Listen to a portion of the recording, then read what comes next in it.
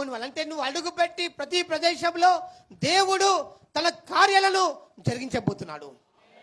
ఇది నువ్వు నమ్మాలి. నీ కుటుంబంలో ఉన్నప్పుడు, నీ కుటుంబం ఉన్న పరిస్థితుల్లో మధ్య ఉన్నప్పుడు, నేను ప్రభా నన్ను దీవెనకరంగా నేను చేసిన స్తోత్రం ప్రభా ఒప్పుకోవాలి. ఈ మాట నమ్ము, ఒప్పుకో. నీ ఇంటికి ఎవరు వచ్చినా నువ్వు ఆశీర్వాదకరంగా ఉంటావు. నువ్వు వాళ్ళని బలపరిచే విధంగా నువ్వు ఉంటావు.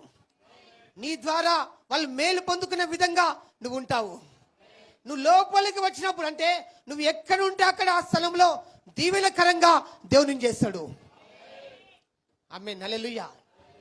నువ్వు ఇంట్లో ఉన్నప్పుడు దీవెనకరంగా నువ్వు ఉండబోతున్నావు.